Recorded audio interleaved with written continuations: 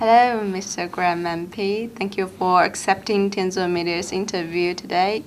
May I start the interview now? Yes, sure. Thank you for you. taking the time to come and see me, Paris.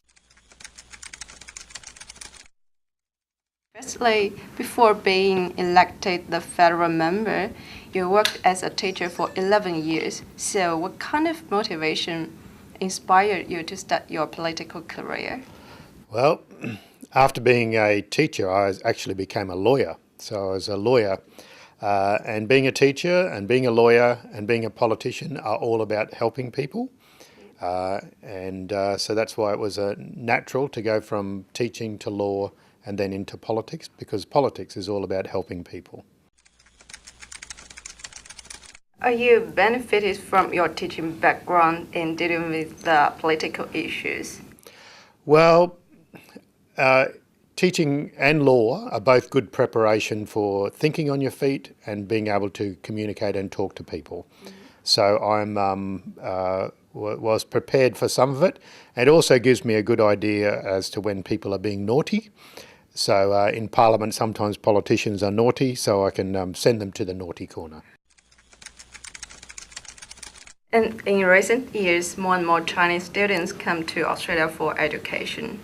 And so what do you think of this phenomenon? Is it positive or kind of pressure to Australian government? It's very, very, very positive. Education is something Australia does well.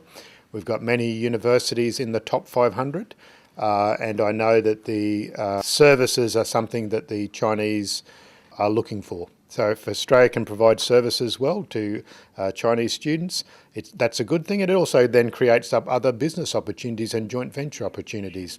Mining and dining are part of that. So looking at what our coal and iron ore, how much of that can be sold to China, but also in terms of our food products, our dairy and our meat, our sugarcane, all of those other things can be sold to China.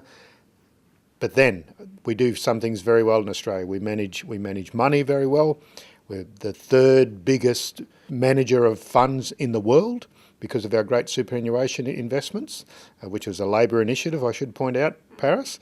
But also education is something we do well, workplace health and safety, and we've got great technological advances as well. Some of our scientists are doing very great innovation in biotechnology and manufacturing.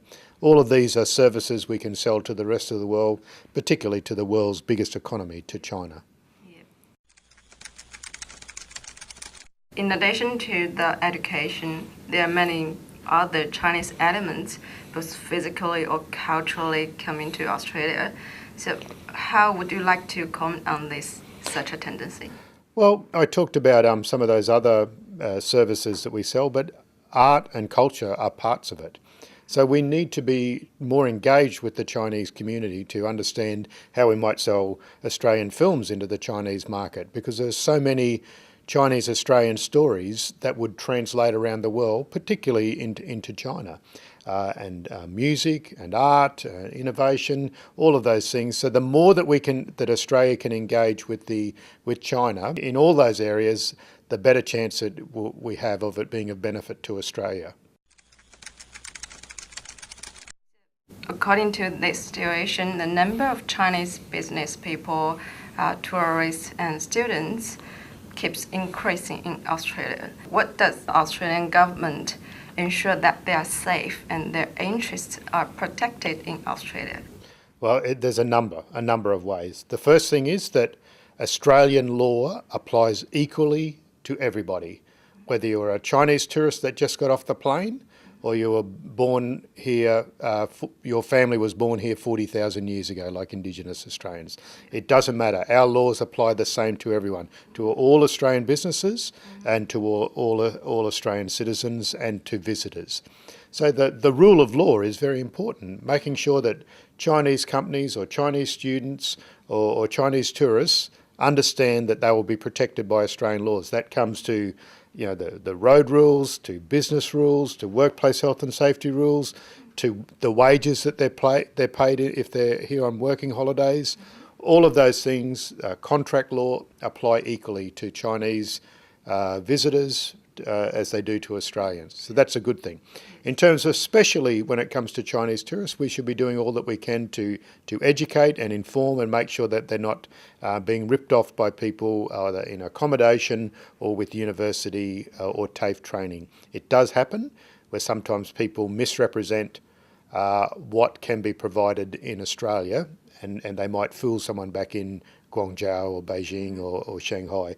So we need to make sure our Chinese students are as informed as possible when it comes to dealing with Australian conditions.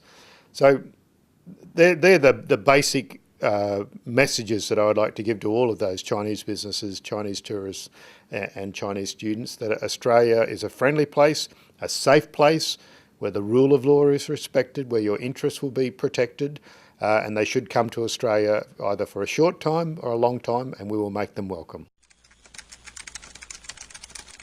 Actually, Australia and China keep strong tie in all fields, especially the business cooperation.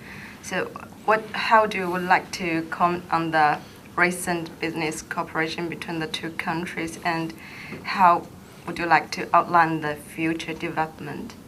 Well, the China-Australia Free Trade Agreement is one being pursued by the Tony Abbott's government at the moment.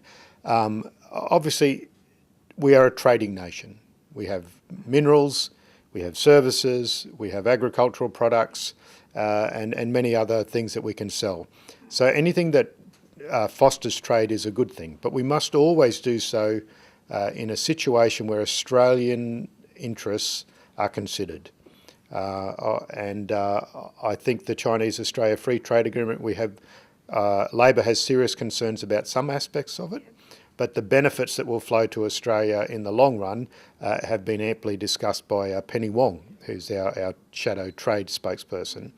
So we look for the opportunities that are there, but we obviously need to also have a close look on looking after Australian interests. And I would hope that tourism and education and business will benefit from this Chinese-Australia Free Trade Agreement. But we should not rush into it hastily. We should take our time and make sure that it is of benefit to Australia as well as to China. So Graham, now you are the household name in Queensland Chinese community. So most of those whom we know have friendly feelings for you. So what expectation or message you would like to deliver to the Chinese community in Queensland? The Chinese community is my boss. Okay. They are my boss, and I will always listen to the Chinese community. They have a long history, going back hundreds of years in Australia, where they have worked hard for the community. So I'd like to help tell those stories from the past, but also create the new stories for tomorrow, because I think we have some great opportunities to take the expertise from Queensland and Australia and turn that into business opportunities and education opportunities and tourism opportunities that benefit both that emerging middle class in China, but also benefit Australia. I think there is a long history of hard-working Chinese benefiting the Australian community, and I look forward to that. To me, being able to help the Chinese community, because as I said at the start, you are my boss, they are my boss. Thank you. Okay, thank you. 谢谢。 Thank you, 谢谢. Thank you for your cooperation.